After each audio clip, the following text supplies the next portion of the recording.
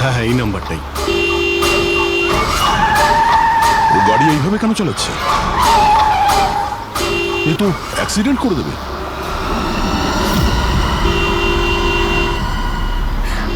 আমাকে ক্ষমা করে দাও, আমাকে ক্ষমা করে দাও, আমি মরতে চাই না, আমাকে ক্ষমা করে দাও। কার সঙ্গে এই কথা বলছে? গাড়িতে তো কেউই নেই।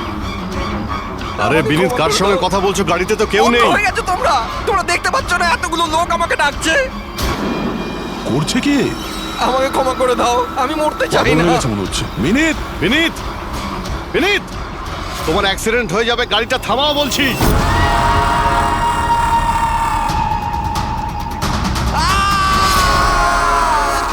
আঙ্কেল, আমার সাথে খেলো না, খুব মজা হবে। মিনিট, গাড়ি থামাও, সাইডে দাঁড় করাও।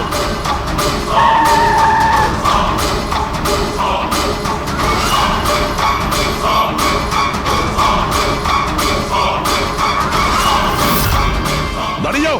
Minute minute minute.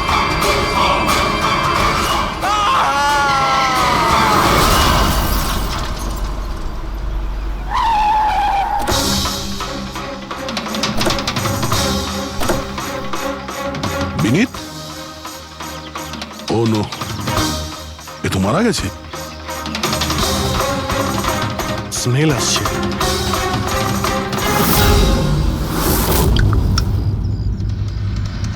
মদ। ড্রিঙ্ক করে গাড়ি চালাচ্ছিল, কিন্তু ও গাড়িতে কথা বলছিল কার সাথে? মদের নেশায় ভুলভাল বকছিল। মদ খেলে তো এটাই হয়, অ্যাক্সিডেন্ট। আপনি তো আমাকে কথা দিয়েছিলেন না যে বিনীতের কিচ্ছু হবে না, তো এটা কি হয়ে গেল? দেখুন ম্যাডাম, যদি ওনার অন্য কোনো দের হাত থেকে প্রাণ সংশয় থাকতো আমরা ওনাকে নিশ্চয়ই বাঁচাতাম, কিন্তু উনি তো নিজেই মদ খেয়ে গাড়ি চালাচ্ছিলেন। আপনি তো জানেন এটা কতটা ডেঞ্জারাস। না, ওনার প্রাণ ওনার নিজের জন্য যায়নি, বরং তাদের জন্য গেছে যারাও এতদিন ধরে ওকে বিরক্ত করছিল। কারা? সকাল সন্ধে ঘুমিয়ে জেগে সব সময় ওকে বিরক্ত করত। উনি এতটাই চিন্তিত হয়ে গিয়েছিলেন যে উনি নিজের বিজনেসেও পুরোপুরি নজর দিতে পারছিলেন না। কোন লোকের কথা বলছেন আপনি? একটু পরিষ্কার করে বলুন। ম্যাম, বিনীতের মৃত্যু আমাদের সামনে হয়েছে, আর ওই সময় ও ছাড়া গাড়িতে কেউ ছিল না। তাহলে ওর মৃত্যুর দোষ আপনি অন্য কারোর ঘাড়ে চাপাচ্ছেন কেন? কারণ ওনার খুন হয়েছে, মার্ডার, এটা মার্ডার। মার্ডার হয়েছে? আপনি আপনি কি জানেন কারা করেছে এটা? আত্মারা। হতে পারে আপনারা ওই আত্মাটাকে দেখতে পাননি, কিন্তু বিনীত ওদের পরিষ্কারভাবে দেখতে পেত। সিআইডিরা আত্মাটাত্মায় বিশ্বাস করে না। আপনিও মানতেন স্যার, যদি আপনি 2 সপ্তাহ আগের ঘটনাটা দেখে থাকতেন।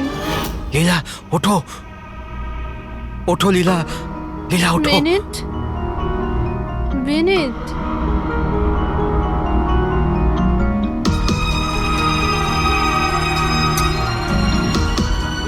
বিনীত,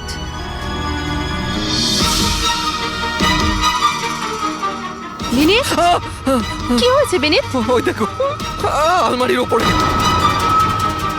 কি আছে ওখানে বিনীত? লীলা, আলমারির উপরে কেউ আমাকে দেখছে, আমাকে শুতে দিচ্ছে না। বিনীত, ওখানে কিচ্ছু নেই, কিচ্ছু নেই। তুমি না নিশ্চয়ই কোনো খারাপ স্বপ্ন দেখেছো। চলো শোবে চলো। আমি কোনো স্বপ্ন দেখিনি, ওই দেখো এখনো দেখছে আমাকে। তুমি কেন দেখতে পাচ্ছ না? বিনীত, ওখানে কিচ্ছু নেই, তোমার শরীর ঠিক নেই বিনীত। চলো তুমি এসে শুয়ে পড়ো, চলো। কিচ্ছু নেই বিনীত, তুমি না খারাপ স্বপ্ন দেখেছো, তার জন্য এরকম হচ্ছে। সরি সরি, আমাকে ক্ষমা করে দাও প্লিজ। এক মিনিট, আর এই বিনীত কি কারণে ক্ষমা চাইছিল? এটা তো আমিও জানি না স্যার। বিনীত কাজ কি করতো? স্যার ওনার কোম্পানি হসপিটালে মেডিকেল ইকুইপমেন্ট সাপ্লাই করতো। আপনি শিওর যে ওই বিনীতকে খুন আত্মাই করেছে? স্যার আমার আগে তো এটা মনে হয়নি, কারণ না তো আমি কোনোদিন কোনো আত্মা দেখেছি, আর না কোনোদিন কোনো আওয়াজ শুনেছি। কিন্তু পরে পরে আবার বিনীতের কথাই বিশ্বাস হতে লাগলো, সেও সত্যি কথা বলছে।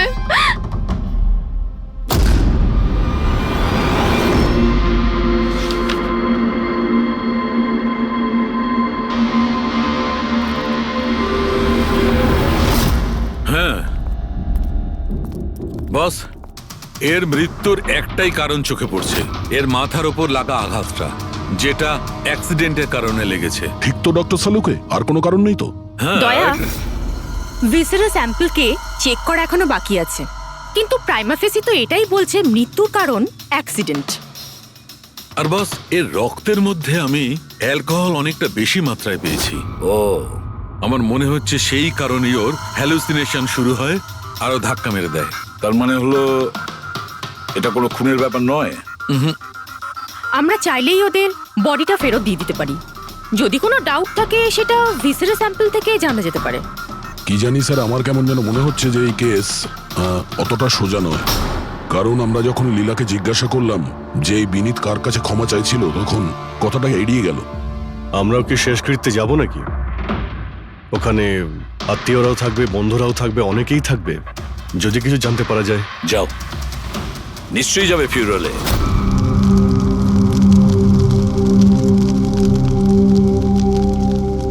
ঠিকই হয়েছে, মরে গেছে। খারাপ লোকেদের সাথে এটাই হওয়া উচিত। তুমি একদম ঠিক বলেছো, এই ধরনের লোকের এরকমই মৃত্যু হওয়া উচিত। ব্যাস, আর ওই দিনটার অপেক্ষা করছি যেদিন ওই দুজনেরও চিতা জ্বলতে দেখব। ওই দিন আমি তোমাদের দুজনকে অনেক বড় পার্টি দেব। কি সমস্যা কি তোমার? হ্যাঁ, এখানে একটা শোক পালন করার জায়গায় উৎসব পালনের কথা বলছো তোমরা? কেন করব না উৎসব? আরে আসল উৎসব তো সেদিন হবে যেদিন এই দুজনেরও চিতা জ্বলবে। ওরা দুজনে চিতায় উঠুক কি না উঠুক, তুমি সিআইডি রাতে ঠিকই আসবে। স্যার, আপনারা যদি সিআইডির লোক হন তাহলে অপরাধীদের সাহায্য করার বদলে আমাদেরকে ন্যায় বিচার দেওয়া উচিত। এক মিনিট, কি বলতে চাও পরিষ্কার করে বলো। স্যার, আমার নাম পুনিত, আর আমার বাবা পার্পল হসপিটালে ভর্তি ছিল। আমি ভেন্টিলেটরে ছিলাম। ডাক্তারবাবু, নার্স, ডাক্তারবাবু কোথায়? Relax. আমার বাবা মারা যাবে এক্ষুনি। প্লিজ ডাক্তারবাবুকে বলুন। কি হয়েছে? কেন চিৎকার করছেন? চিৎকার করবো না তো কি করবো? আমার বাবা ওখানে মারা যাচ্ছে, আর আপনাদের স্টাফ এখানে বসে মাছি মারছে। আপনি আগে শান্ত হন প্লিজ। আপনি পেশেন্টের কাছে যান, আমি দেখছি। তাড়াতাড়ি করুন প্লিজ। হ্যাঁ, ম্যাম, একটা ঘটনা ঘটে গেছে। কি সমস্ত হয়েছে? ভেন্টিলেটর এক এক করে বন্ধ হচ্ছে। কি? হ্যাঁ ম্যাডাম, আমাদের দুজন ডাক্তার ম্যানুয়ালি অক্সিজেন দেওয়ার চেষ্টা করছে। ম্যাডাম, সবার সাথে এরকম হওয়াটা ঠিক নয়। যদি ভেন্টিলেটর ঠিক না হয় তাহলে পেশেন্টরা মরে যাবে। আরে আস্তে বলো। আরে এটা হসপিটালের রেপুটেশনের ব্যাপার। এটা যদি পেশেন্টের বাড়ির লোকেরা জানতে পারে না তাহলে একটা ঝামেলা হয়ে যাবে। ডক্টর, আপনারা প্লিজ 2 মিনিট সময় দিন, আমরা সলিউশন বার করছি। ম্যাম, এক এক করে সব ভেন্টিলেটর বন্ধ হয়ে যাচ্ছে। তুমি যাও, বাকি ওয়ার্ডসগুলো চেক করো, যাও। Okay ma'am. আরে ওই আমাদের সাপ্লায়ার বিনীতকে ফোন করো না, ওই সব কিছু ব্যবস্থা করে দেবে। প্লিজ টেনশন নেওয়ার কোনো ব্যাপার নেই। ডক্টর মেহেক, হচ্ছে কি এসব? স্যার ভেন্টিলেটর সব বন্ধ হয়ে গেছে স্যার। আপনারা প্লিজ শান্ত হন, আমি কথা বলছি। স্যার, এক এক করে সমস্ত ভেন্টিলেটর বন্ধ হয়ে যাচ্ছে স্যার। কি, এটা কিভাবে হতে পারে? তো কোনো হসপিটালে ফোন করো না, ওখান থেকে আনাও। আরে রাজা, ফোন লাগাও। আর মেহেক, একটা কাজ করো, এখানে যে টেকনিশিয়ান আছে ওকে ডাকো। রাজা, কি হলো তোমার? তুমি কি শুনতে পাচ্ছ না স্যার কি বললেন? আপনারা কি ডিসকাস করে টাইম ওয়েস্ট করছেন? আমার বাবা মারা যাবে ওখানে। আপনি প্লিজ একটু শান্ত হন, আমরা এক্ষুনি যাচ্ছি please. Ma'am, sir, ma'am, very bad news. দুটো পেশেন্টের জীবন চলে গেছে। 5টা পেশেন্ট খুব ক্রিটিক্যাল অবস্থায় আছে। স্যার, আজ আমাদের পরিবারের লোক আমাদের সাথে নেই। এর জন্য দায়ী শুধুমাত্র এই 3 জন লোক, বিনীত, মেহেক আর রাজা। আচ্ছা, এই বিনীত তো ইকুইপমেন্ট সাপ্লাই করতো, তাই না? হ্যাঁ স্যার। আর বাকি দুজন? স্যার, যেদিন এই ঘটনাটা ঘটেছিল সেদিন মেহেক ডক্টর ইনচার্জ ছিল, আর রাজা হসপিটালে অ্যাডমিন সামলাতো। আচ্ছা, এনারা দুজনই কি শুধু হসপিটাল থেকে এসেছেন নাকি ওখান থেকে আরো অনেকে এসেছেন? এসছে স্যার, ওই হেড নার্স পরিণীতা, ওই শেখর যে মেনটেন্যান্সে ছিল, আর উনি ডক্টর কেদার, এই হসপিটালের মালিক। ঠিক আছে, এখন শান্ত হয়ে যাও। আমরা এই মামলার গভীরে যাব। যদি তোমার বাবার সঙ্গে কোনো অন্যায় হয় তো ন্যায় বিচার তুমি নিশ্চয়ই পাবে।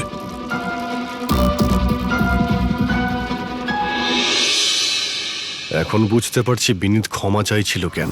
আমাকে ক্ষমা করে দাও, আমি মরতে চাই না, আমাকে ক্ষমা করে দাও। আর এটাও বুঝতে পারছি যে বিনীতের মৃত্যুতে সবাই এত খুশি কেন। তার মানে বিনীতের মৃত্যুর কারণ যে কেউ হতে পারে। আর বিনীতের পরে খুনির পরের শিকার এদের দুজনের মধ্যে কেউ হতে পারে।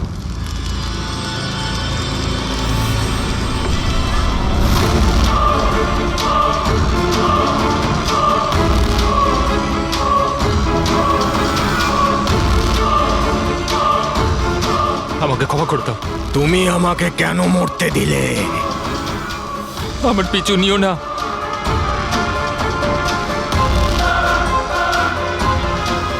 এরা এরা কথা কার সঙ্গে বলছে? আমার পিছু নিও না। আর সেই কাল্পনিক লোকগুলোর সঙ্গে যার সঙ্গে বিনীত কথা বলছিল। চাইলে তুমি আমাকে বাঁচাতে পারতে, কেন মরতে দিলে আমাকে? এবার তুমিও মরার জন্য তৈরি হয়ে যাও। আর এই মহিলারও একই কেস মনে হচ্ছে। ছাড়, ছাড় আমায়, ছাড় আমায়, আগুনের দিকে টানিস না। আমার কোনো দোষ নেই এতে।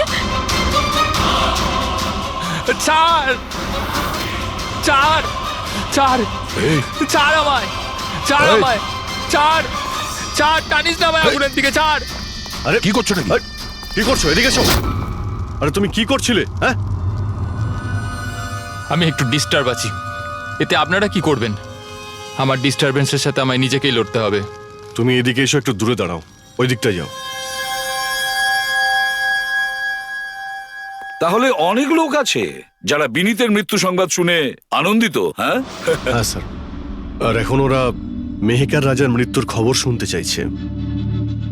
রাজা আর মাহাকের ব্যবহারটাও খুব একটা নর্মাল লাগছিল না স্যার, অনেকটা ভয়ে ভয়ে ছিল স্যার, বিনীতের মতো। স্যার, ভিসারের স্যাম্পলের রিপোর্ট চলে এসেছে। গুড। কোনো গন্ডগোল আছে? হ্যাঁ, একজন সাধারণ মানুষের রক্ত যতটা লাল হয়, বিনীতের রক্ত তার থেকে অনেক বেশি লাল ছিল। ও, এখন বুঝতে পারছি যে বিনীত কেন আত্মা দেখতে পেল। কেন স্যার? পুরবী, মানুষের রক্ত যখন সাধারণের থেকে অনেক বেশি লাল হয়, তার মানে এইটা দাঁড়ায় যে ওই মানুষটি অনেক বেশি দীর্ঘ সময় ধরে কার্বন কম্পাউন্ডের সংস্পর্শে ছিল। আর এই কার্বন কম্পাউন্ডের কারণেই ওর হ্যালুসিনেশন হতো ভীষণ ভাবে। তার মানে কেউ জেনে শুনে বিনীতকে ওই কার্বন কম্পাউন্ডের সংস্পর্শে এনেছিল, যার ফলে বিনীতের মানসিক অবস্থা খারাপ হয়ে গেল আর ওর মৃত্যুর কারণও হয়ে গেল। স্যার, খুনি এই কার্বন কম্পাউন্ড পেল কোথায়? এই আমাদের আশেপাশেই সব জায়গায় কার্বন কম্পাউন্ড ছড়িয়ে আছে। মডার্ন জীবনে আমরা যতগুলো মেশিনারি ব্যবহার করছি, ওই সবগুলো, প্রায় সবগুলো কার্বন কম্পাউন্ড ছড়ায়। হ্যাঁ, যে কেউ মেশিনের উপর এরকম কারুকার্য করে এটা করতেই পারে। তার মানে বিনীত গাড়িতে বসার আগে এরকম কোনো কেমিক্যালের সংস্পর্শে এসেছিল, যার জন্য ওর এইসব হ্যালুসিনেশন এইসব হচ্ছিল। স্যার ঠিক কথা বস। গাড়িটার এক্সস্ট সিস্টেমটা চেক করতে হবে। গন্ডগোলটা ওখানেই হয়েছে।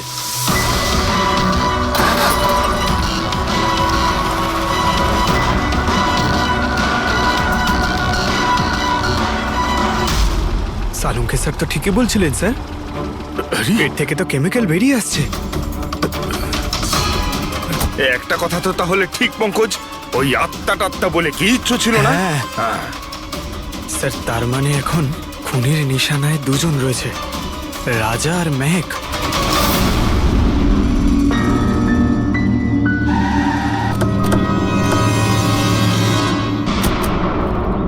শ্মশানে রাজার ব্যবহারটা খুব একটা ঠিক ছিল না, এখনো মানসিক অবস্থা ঠিক নয়। আরে স্যার, দরজা তো খোলা। আচ্ছা, খুনি রাজার কাছে পৌঁছে যায়নি তো? এসব কি হচ্ছে? ক্যান্ডেলস।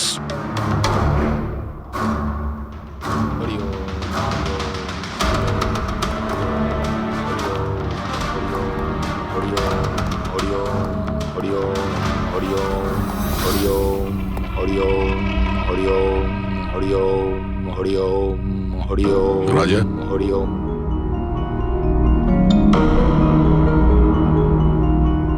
ঠিক আছো?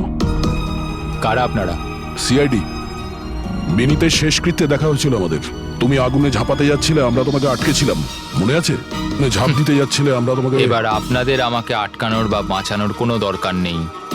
যতক্ষণ বিনীতের খুনি ধরা না পড়বে তোমারও প্রাণের সংশয় আছে।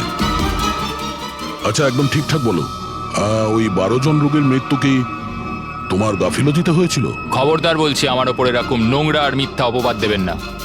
আমি নির্দোষ, আমার জন্য কেউ মরেনি। শান্ত হও, শান্ত হও।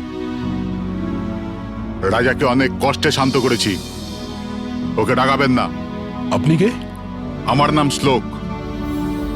আমি রাজাকে এই খারাপ সময় থেকে বার করে আনবার চেষ্টা করছি।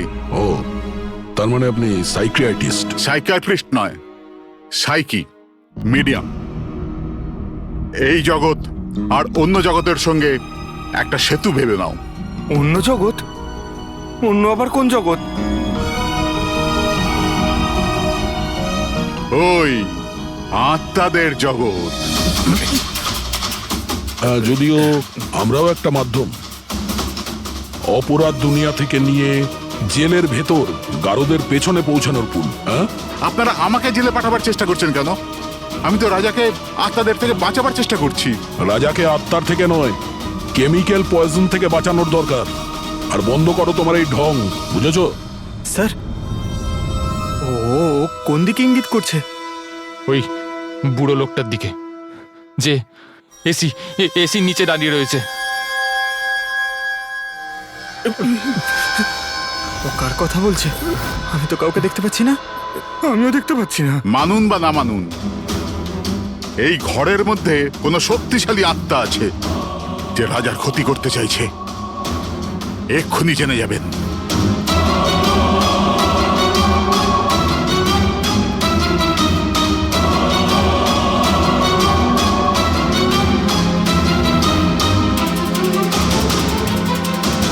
মিটার দিয়ে আত্মা দেখা যাবে?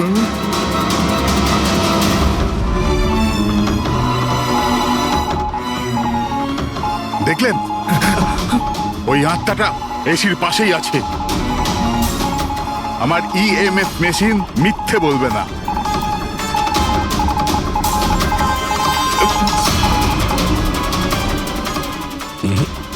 তবে আমাদের ওই মিটার ভুল হতে পারে না, বুঝলে? ফ্রেডি, মনে হচ্ছে রাজারও কার্বন কম্পাউন্ডের অ্যাকশন ওর গাড়ির থেকেই হয়েছে। একটা কাজ করো, এই মিটারটা নিয়ে যাও, ওর গাড়িটা চেক করো। ফ্রেডি। পঙ্কজ, তাহলে বলো, তুমি বিনীতের ফিউরিনালে কি দেখেছো? আমি কাউকে দেখিনি, আমি কিছু দেখিনি। মিথ্যা কথা বলো না। যদি কিছু দেখেই না থাকো তাহলে পালালে কেন? আমি মিথ্যে বলছি না, আমি সত্যি কাউকে দেখিনি। আচ্ছা, হাসপাতালে যে 12 জন মারা গিয়েছিল সেটা কি তোমার গাফিলতির জন্যই হয়েছিল? আমার গাফিলতিতে? দেখুন, আমার দ্বারা যতটা সম্ভব আমি সব চেষ্টা করেছি। আমি ডাক্তার কেদারের সঙ্গে কথা বলেছিলাম, কিন্তু উনি তো কোনো অ্যাকশনই নিলেন না। তাহলে আমি আর কি করতে পারি? আচ্ছা, তার মানে হলো এটা ডক্টর কেদারের ভুল। ওনার থেকেও তো বেশি দোষ ছিল ওই রাজা। ওর একবার দেখা উচিত ছিল যে ভেন্টিলেটরস গুলো কাজ করছে কি না, ওগুলো সময় মতো সার্ভিসিং হচ্ছে কি না। তাহলে কি দোষী রাজা? রাজা আর বিনীত দুজনেই। বিনীতেরও ভেন্টিলেটর সাপ্লাই করার আগে দেখে নেওয়া উচিত ছিল যে ওগুলো ঠিকঠাক কাজ করছে কি না। কতগুলো জীবন নির্ভর করছিল ওই ভেন্টিলেটরস গুলোর উপরে। মনে হচ্ছে রাজা আর বিনীতের জন্য তোমার মনে অনেক রাগ আছে। বিনীতের মৃত্যুতে নিশ্চয়ই খুশি হয়েছো তুমি? এটা কি বলছেন আপনি? একদমই না। আমি একজন ডক্টর, আর আমার কাজ হলো একজন পেশেন্টের জীবন বাঁচানো। কারণ মৃত্যুতে আমি কি করে খুশি হব?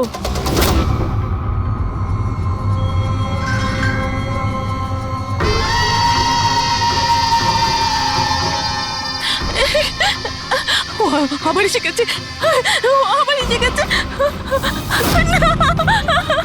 কিন্তু কিন্তু এখানে তো কেউই নেই। আরে এখানে কেউই নেই। দেখো, তুমি ভয় পেও না। যত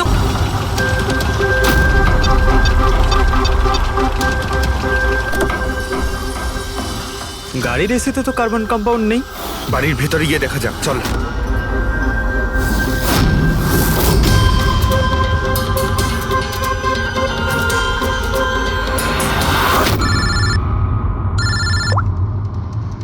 হ্যাঁ পূরবী, মেহকের বাড়িতে কোনো কেমিক্যাল পাওয়া যায়নি? ঠিক আছে, যতক্ষণ ওই খুনি ধরা না পড়ে ততক্ষণ তুমি ওর সঙ্গেই থাকো, ঠিক আছে?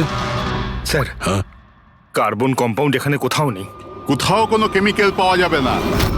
বিজ্ঞানের জগৎ আর কেমিক্যালের জগতের বাইরেও আর একটা জগৎ আছে, মানুন অথবা না মানুন। চুপ, মুখ বন্ধ। যতক্ষণ বলতে না বলবো মুখ খুলবে না।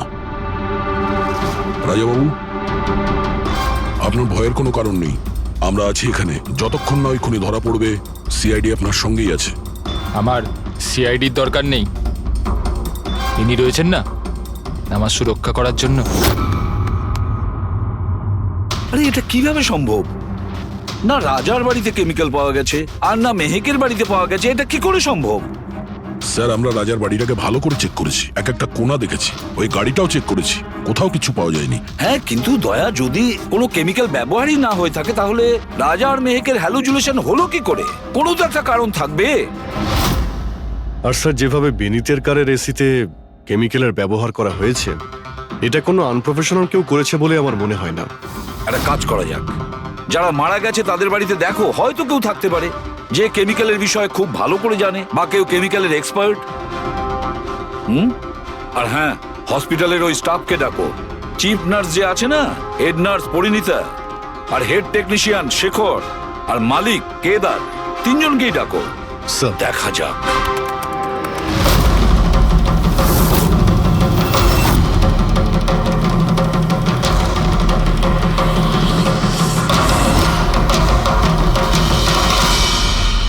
তোমার নাম শেখর, তাই তো? Yes sir. হসপিটালের হেড মেকানিক, মেইন টেকনিশিয়ান। তার মানে হসপিটালে যদি কোনো মেশিনে প্রবলেম হলে সবার প্রথমে তোমার কাছে খবর আসে। হ্যাঁ স্যার, ঠিক। তাহলে হসপিটালের ভেন্টিলেটর খারাপ ছিল সেটা তুমি জানতে না? স্যার, প্রথম থেকেই জানতাম। তাহলে কেন কিছু করনি? কাউকে কিছু বলনি কেন? হ্যাঁ স্যার, এতে আমার কোনো দোষ নেই। তাহলে কার ভুল ছিল? স্যার, আমি প্রথমেই মেহেককে ভেন্টিলেটরের ব্যাপারে বলেছিলাম যে ভেন্টিলেটরসে প্রবলেম আছে আর যে কোনো সময় খারাপ হতে পারে। এটা তুমি ভেন্টিলেটর বন্ধ হওয়ার আগেই জানিয়েছিলে? ইয়েস স্যার, এক সপ্তাহ আগে। ম্যাম, আমি আপনাকে একটা নোটিশ পাঠিয়েছিলাম, ওয়ার্ডের ভেন্টিলেটরগুলো ঠিকমতো কাজ করছে না। ও, আমি তোমার চিঠিটা পড়েছি শেখর, তুমি টেনশন নিও না, আমি কিছু একটা করছি। কিন্তু ম্যাম, ব্যাপারটা খুব আর্জেন্ট। হ্যাঁ হ্যাঁ, আমি জানি। ডক্টর মেহেক। ইয়েস ম্যাম, আপনাকে অ্যাকাউন্টস ডিপার্টমেন্টে এক্ষুনি ডেকেছে। ও হ্যাঁ, আসছি। ডোন্ট ওয়ারি শেখর, আমি নিশ্চয়ই কিছু ব্যবস্থা নেব, পাক্কা। কিন্তু স্যার, উনি আমার কথাটা সিরিয়াসলি নিলেন না। হ্যাঁ, মেহেক ভেন্টিলেটরস খারাপ হওয়ার সময় পেশেন্টদের বাঁচানোর খুব চেষ্টা করেছিল, কিন্তু রাজা স্যার এত ঘাবড়ে গেলেন যে কিছু করতেই পারলেন না। শেখর বাবু, তুমি কতটা সত্যি বলছো আর কতটা মিথ্যে সেটা তো আমরা জেনেই নেব। স্যার, মেহেকের কোনো ভুল ছিল না। ও ভেন্টিলেটর খারাপ হওয়ার কথা আমাকে প্রথমেই বলে দিয়েছিল। তারপর আপনি কি করলেন? স্যার, আমি হসপিটালের অ্যাডমিন হেডকে বলে দিয়েছিলাম, রাজাকে, কারণ হসপিটালের যতগুলো মেশিন আছে সেগুলো দেখাশোনার দায়িত্ব অ্যাডমিন হেডেরই। তাহলে এই সমস্ত কিছু আপনি রাজাকে বললেন আর আপনার দায়িত্ব শেষ হয়ে গেল। আপনি তো এই হসপিটালের মালিক, তাই না? তাহলে এভাবে দায়িত্ব শেষ হয়ে যায় কি করে আপনার? স্যার, আমি আমার দায়িত্ব পালন করেছি, সেই জন্য তো আমি নিজে গিয়েছিলাম রাজার কেবিনে। রাজা। হ্যাঁ স্যার। এসব কি করছো? আরে এগুলো দরকারি নয়। এতগুলো রোগীর শ্বাস প্রশ্বাস ভেন্টিলেটরের সাহায্যেই চলছে, আর তুমি এখানে বসে আছো। আরে কিছু করো। হ্যাঁ স্যার, আমি এক্ষুনি সাপ্লাইয়ের সাথে কথা বলে ভেন্টিলেটর চেঞ্জ করে দিচ্ছি। প্লিজ প্লিজ তাড়াতাড়ি করো। স্যার, আমি বুঝতে পারছি না যে ও ভেন্টিলেটর কেন পাল্টালো না। আমি অবাক হচ্ছি স্যার যে কেউ কেদারবাবুর দিকে আঙুল তুলছেন না। সবাই রাজা, বিনীত আর মেহেকের পিছনে পড়ে আছে। সেটাই তো, হসপিটালের মালিক না কেদার বাবু? তাহলে এই সমস্ত কিছুর দায়ভারও কেদার বাবু আপনার। কিন্তু স্যার, এবার আমি নিজে গিয়ে তো ঠিক করতে পারি না ভেন্টিলেটর। স্যার, আমার কাজ হলো কনসার্ন ডিপার্টমেন্টকে ইনফর্ম করা, আর আমি সেটা করে দিয়েছিলাম। বরং আমি বিনীতের সঙ্গে নিজে কথা বলেছিলাম। আমি ওকে বলে দিয়েছিলাম যে যদি এগুলো রিপেয়ার করা যায় তো রিপেয়ার করুক, নাহলে চেঞ্জ করে দিক, কিন্তু ও কোনো অ্যাকশনই নিল না। এ কোনো অ্যাকশন নেয়নি, সে কোনো অ্যাকশন নেয়নি, আপনি কি অ্যাকশন নিয়েছিলেন? আর দোষ দিচ্ছেন বিনীতকে, যে কিনা মারা গেছে, বা রাজার, যে উত্তর দেওয়ার পরিস্থিতিতে নেই। স্যার যেটা সত্যি ছিল ওটা আমি আপনাদের বলে দিলাম, সেটা এবার মানবেন কি মানবেন না স্যার আপনাদের ব্যাপার। পরিণীতা স্যার। হসপিটালের হেড নার্স, তাহলে তুমি হসপিটালের ব্যাপারে নিশ্চয়ই সবকিছু জানো। হ্যাঁ স্যার। তাহলে এবার সত্যি করে বলো, এই যা কিছু হয়েছে কার গাফিলতির কারণে হয়েছে? তাড়াতাড়ি বলো। হ্যাঁ স্যার, বলছি। আমার সাথে বিশ্বাসঘাতকতা করার চেষ্টা করো না রাজা। আর হ্যাঁ, যদি মেশিনে কোনো ফিজিক্যাল ড্যামেজ থাকে তাহলে সেটা ওয়ারেন্টিতে আসে না। যদি তোমার নতুন ভেন্টিলেটর চাই তাহলে তোমাকে পুরো কস্ট পে করতে হবে, বুঝেছো? আমি তোমার থেকে বাজে লোক আজ অব্দি আমার জীবনে দেখিনি। এবার থেকে না তো আমাদের হসপিটাল তোমার থেকে কিছু কিনবে, না তো শহরের আর কোনো হসপিটাল। শোনো, এসব হুমকি অন্য কাউকে দেবে। তুমি জানো না আমি কে, যা করার করে নাও।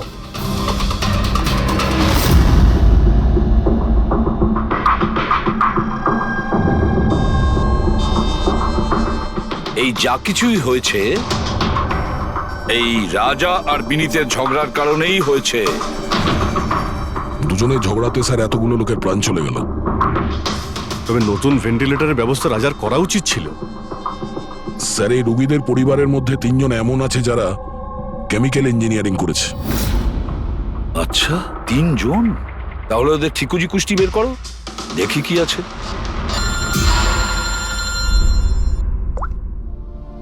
Hello ACP Pradyuman. হোয়াট? ঠিক আছে, আমরা এক্ষুনি পৌঁছচ্ছি। কি হয়েছে স্যার? রাজা মারা গেছে।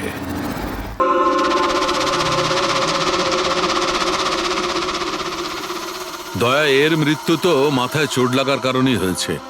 মনে হচ্ছে ছাদ থেকে লাফ দিয়েছে। হতে পারে হ্যালুসিনেশন এত জোরে হয়ে গেছে যে ঘাবড়ে গিয়ে রাজা উপর থেকে ঝাঁপ মেরে দিয়েছে। আর তুমি খেয়াল রাখছিলে না এর? এই খেয়াল রেখেছো তুমি? হ্যাঁ স্যার, রাজা তো একদম শান্ত হয়ে শুয়ে পড়েছিল। আমি কি করে জানবো যে হঠাৎ করে উঠে পড়বে আর আত্মহত্যা করে ফেলবে?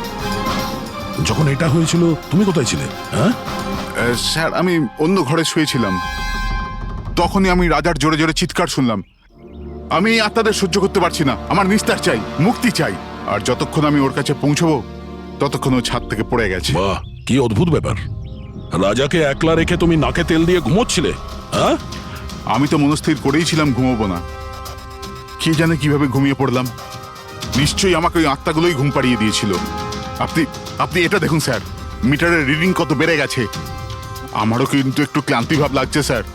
আর দ্বিতীয়বার যদি আমাকে এই মিটার দেখিয়ে দিস না তাহলে মনে রাখিস। দয়া, 1 মিনিট ভাই, একটু মিটারটা দেখি। এই নিন। এই মিটারটা আমি রাখছি। হ্যাঁ, আমি ফেরত দিয়ে দেবো পরে। ঠিক আছে স্যার, কিন্তু দিয়ে দেবেন। হ্যাঁ, দিয়ে দেবো। বরং এখন তুমি বাড়ি গিয়ে একটু আরাম করো। ক্লান্ত হয়ে গেছে, একটু দুর্বলও লাগছে। হ্যাঁ হ্যাঁ স্যার। ঠিক মতো ঘুমও হয়নি। যাও আরাম করো। এটা কি ডক্টর সালুকে? ওকে যেতে দিলেন আর এই মিটারটা রেখে দিলেন? দয়া, এই যে মিটারটা না, এটা খুব কাজের জিনিস।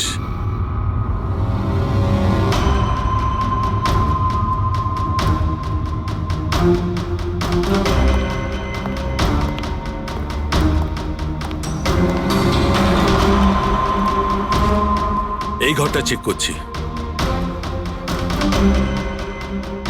হ্যাঁ ডক্টর, নেই। ওপরে যাওয়া যাক।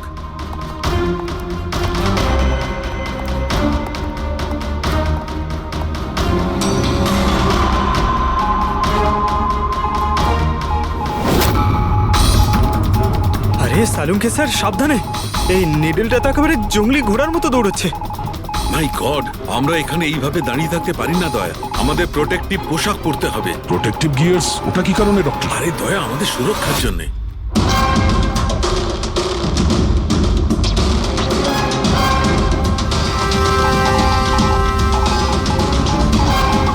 এই দেখো, সবচেয়ে বেশি মিটার রিডিং এখানেই পাওয়া যাচ্ছে, এই এসিটার নিচে।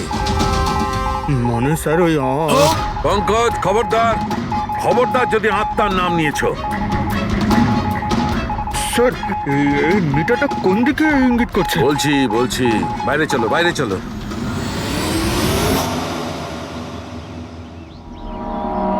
দেখেছো দয়া, এটা হচ্ছে ইএমএফ, ইলেকট্রোম্যাগনেটিক ফিল্ড ডিটেক্ট করে এটা।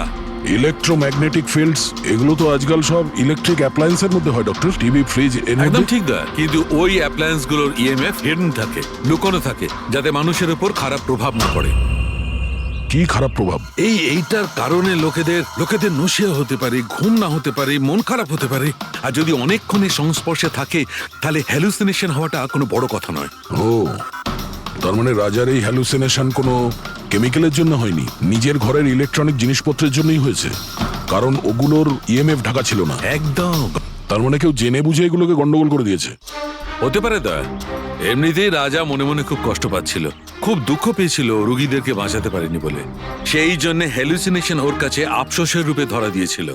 হতে পারে এই অনুতাপের জন্য বিনীতেরও মৃত্যু হয়েছে।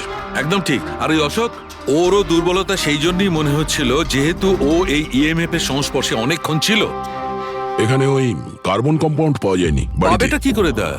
কারণ এখানে তো ইএমএফ এর ব্যবহার হচ্ছিল, আর সবচেয়ে বেশি রিডিং উঠছিল বেডরুমে এসির কাছে।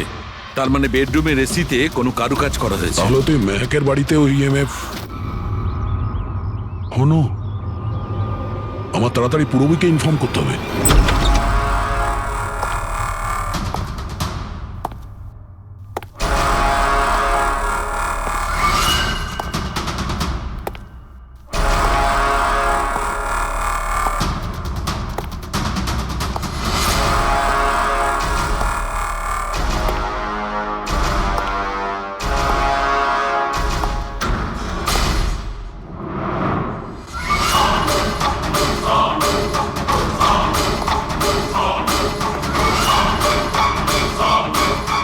আমাকে একবার মেরে শান্তি হয়নি তোমার? আমাকে আবার মারতে এসেছো?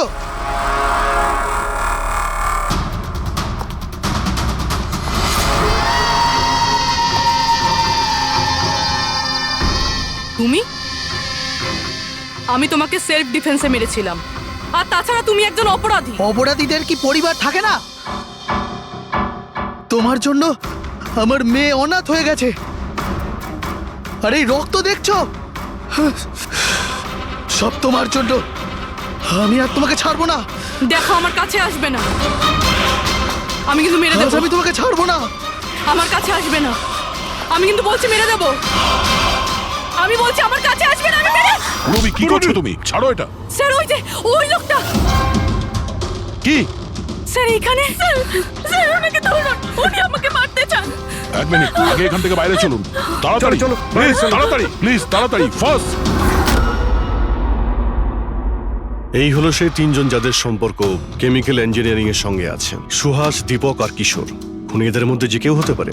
না অভিজিৎ, কারের এসিতে কেমিক্যাল ফিক্স করাটা অন্য ব্যাপার, আর ইলেকট্রোম্যাগনেটিক ফিল্ডকে এত চাতুর্যের সঙ্গে ব্যবহার করাটা অন্য কথা।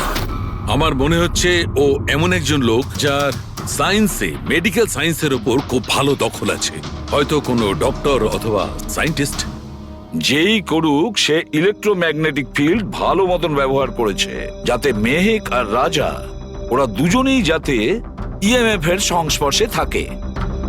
হতে পারে হসপিটালে ওরা দুজন নিজেদের কাজ করছিল, তখনও এই ইএমএফ ওখানে উপস্থিত ছিল। তাহলে স্যার, হতে পারে হসপিটালের কোনো মেশিনের সাথেও গন্ডগোল করা হয়েছে। নিশ্চয়ই দয়া, নিশ্চয়ই। আর এটা ওই করেছে, হসপিটালের ভেতরেরই কেউ। তাহলে এই হলো সেই জায়গা যেখানে মেহেক আর রাজা বসতো। হ্যাঁ স্যার। আর কে কে যাওয়া আসা করতো এখানে? স্যার, শুধু স্টাফেদেরই ভেতরে যাওয়ার পারমিশন ছিল, তাও যদি কোনো কাজ থাকতো তাহলে। মানে বাইরের কেউ এখানে ঢুকতেই পারতো না। না স্যার, এমনকি রুগীদেরও এখানে ভেতরে আসার অনুমতি ছিল না। তার মানে তো এটা বোঝা গেল যে স্টাফেদের মধ্যেই কেউ, মানে আপনাদের মধ্যেই কেউ একজন খুনি। এ আপনি কিভাবে বলতে পারেন? এটা আমরা বলছি না, এটা এই ইএমএফ মেশিনটাই আমাদের সবকিছু বলে দিয়েছে।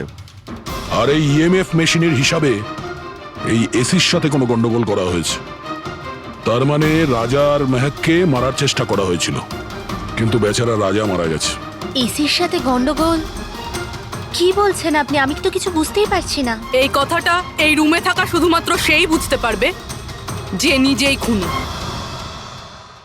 আর ও আজ এখানে প্রোটেক্টিভ গিয়ার পরে এসছে, যাতে ইলেকট্রোম্যাগনেটিক ফ্রিকোয়েন্সিতে তার কোনো ক্ষতি না হয়, তাই তো? কি কে সে?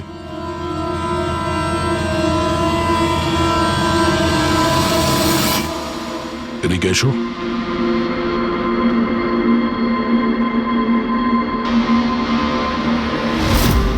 ফ্যাশন সেন্স তো তোমার খুব ভালো, শেখর। জামা কাপড়ের ভেতরে এই সুরক্ষা কবচ। দেখো, তোমার সমস্ত প্ল্যান আমরা জেনে ফেলেছি, তোমার ব্যাপারে সমস্ত খোঁজ খবর নিয়েছি। তুমি এখানকার এমন একজন টেকনিশিয়ান যে এসির সঙ্গে কোনো গন্ডগোল করতে পারে।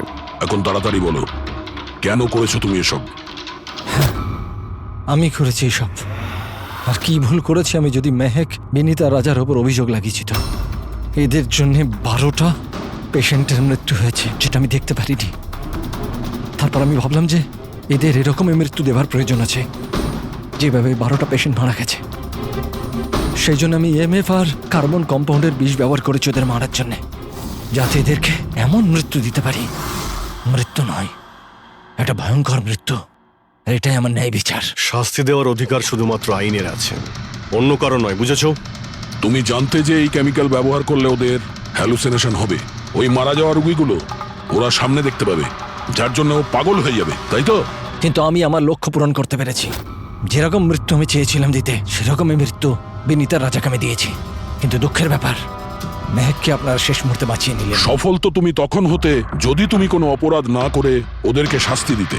তোমার আর ওদের মধ্যে কি পার্থক্য রইল? এখন তুমিও একজন খুনি, তবে তুমি কি শাস্তি পাবে সেটা এখন আদালত ঠিক করবে।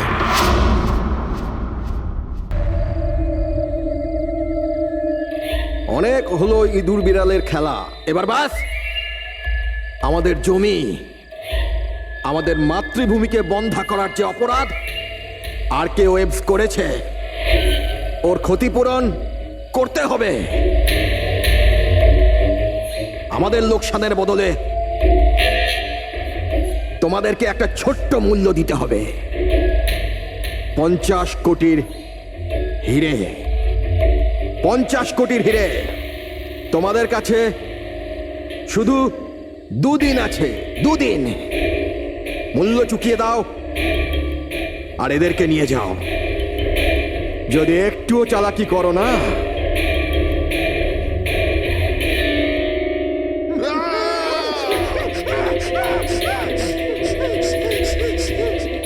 এটা হুমকি নয়, এটা হুঁশিয়ারি। টাকা যদি না পৌঁছয়, প্রথম 24 ঘন্টায় একজন আর দ্বিতীয় 24 ঘন্টায় দ্বিতীয় জন।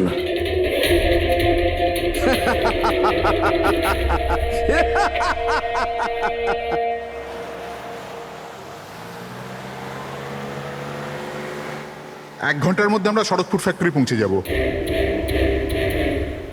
এই দেখো, কালকে গ্রামের লোকজন ফ্যাক্টরিতে আবার ঝামেলা করেছে, পাথরও ছুঁড়েছে আর কিছু লোকদের ক্ষতিও করেছে। এরা কেন বুঝতে পারে না এরা আমাদের সাথে জিততে পারবে না? ফালতু ঝামেলা, এতে তো কিছুই পাওয়ার নেই। হ্যাঁ, যদি মেনে নিত তো লাভ এদেরই হতো। আরে ভাই, আমি তো বলবো এটা বোকা। আরে কোম্পানি এত ভালো সুযোগ দিচ্ছিল, নিয়ে নিতে পারতো। না, নিজেদের জেদে চলবে, আন্দোলন চালিয়ে যাচ্ছে। জানি না কি চায় এরা।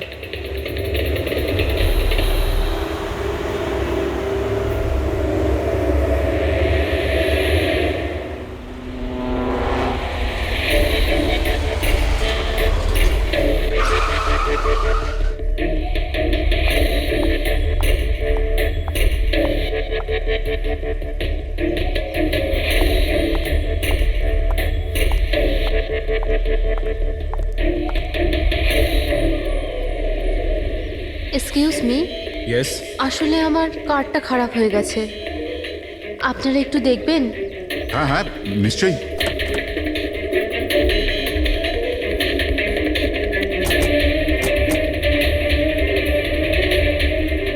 ও, এমনিতে আপনি যাবেন কোথায়? আমাদের সাথে চলে আসুন। আই মিন, আপনাকে ছেড়ে দিচ্ছি। আর দেখুন, আপনি আপনার গাড়ির একদম চিন্তা করবেন না, ওটা ঠিকঠাকভাবে সার্ভিস সেন্টারে পৌঁছে যাবে। সত্যি? ইয়া।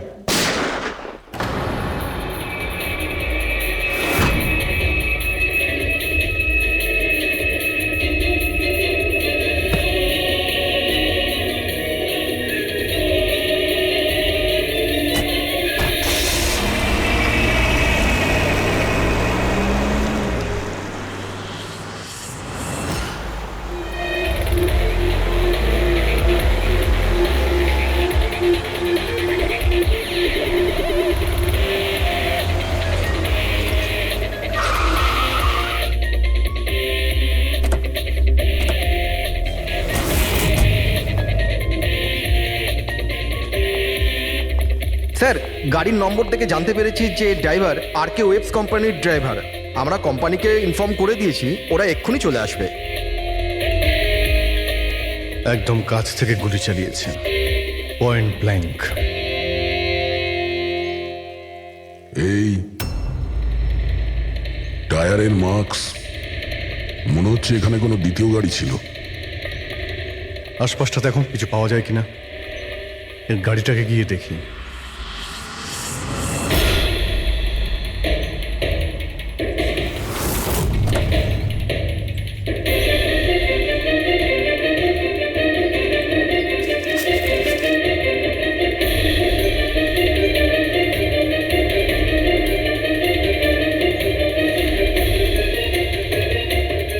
তিনটে ল্যাপটপ আছে গাড়ির ভেতরে।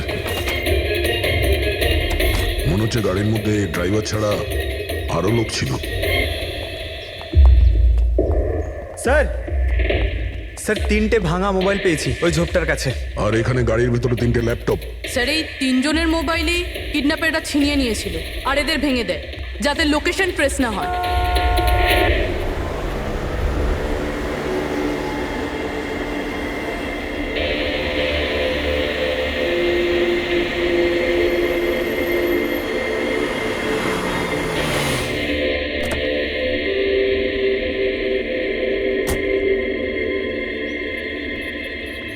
এক্সকিউজ মি,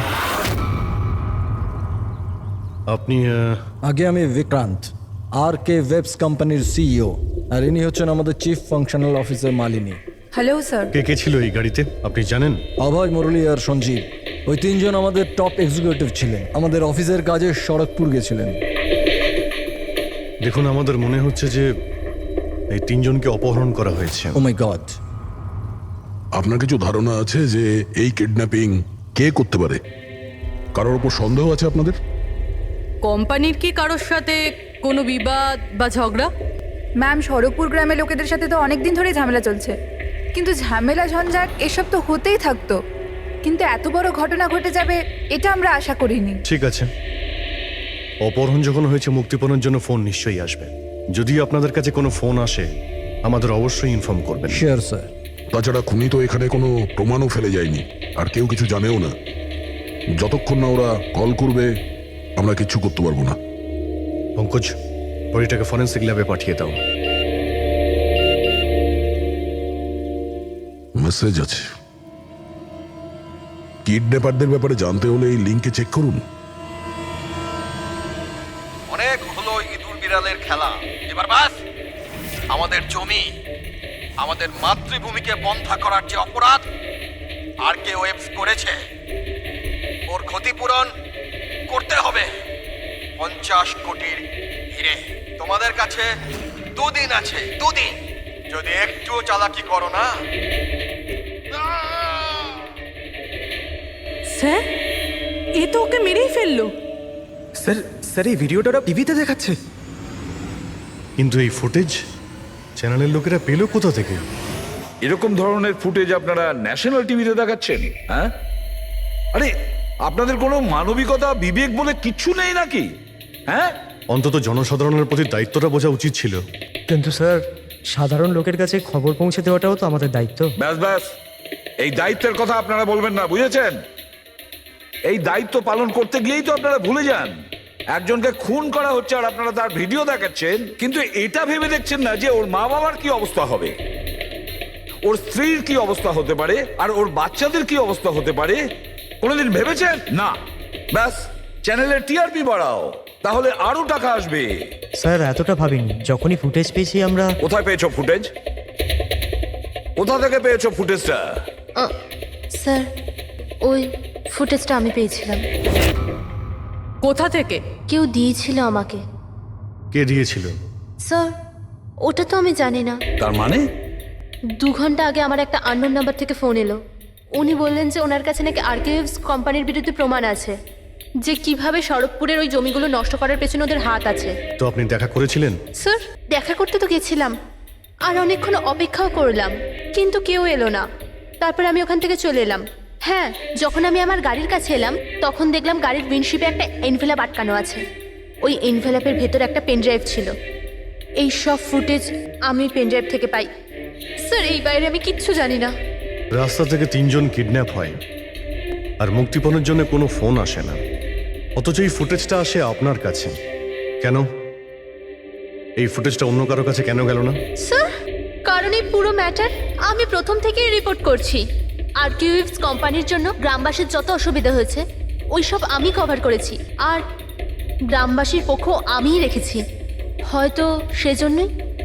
তাহলে তোমার এটা মনে হয় যে এই সব কিছুর পিছনে গ্রামবাসীদেরই হাত আছে?